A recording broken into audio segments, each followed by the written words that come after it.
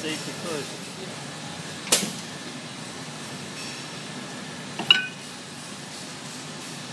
And this machine is called a what? Spin cap. So this is just a release agent. Helps the metal get away from the rubber. So I'll put it in here, and then I'll aim for this hole, so that'll help me fill it up. And then I'll see the metal start to rise up that, and that's whenever I know I have enough in there. So whenever I close this, it'll start spinning around. It's pretty quick though. Yeah. Yeah.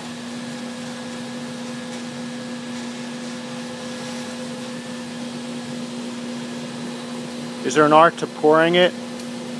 It's different for every mold. Some of them you have to pour real slow, some of them you have to pour fast. So. And this one? I'm not sure yet. So usually it takes like 3 tries until you get it right. And it helps if the mold's warm too. So a couple casts, the mold will be cold and it'll take too much heat out of the pewter, so it won't flow real well. But after it warms up, the pewter flows a little easier. And this is pewter? Yep. And that's made of what? It's tin mostly, 90% tin. Bismuth, which is like a bonding agent, it helps it all go together.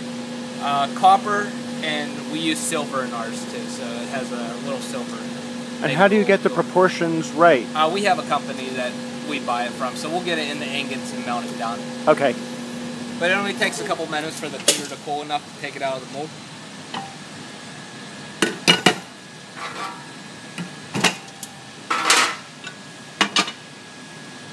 So a couple of them work.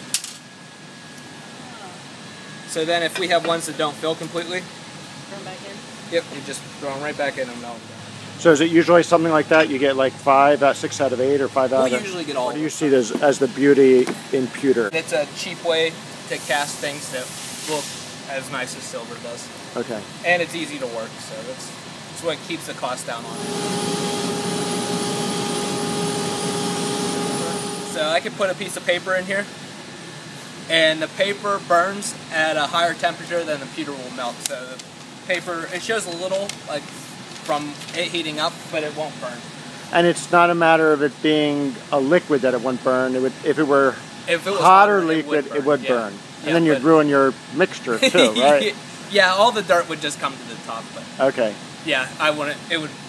Yeah, if it was aluminum or something. Aluminum melts at like 13,000 degrees or 1,300 degrees.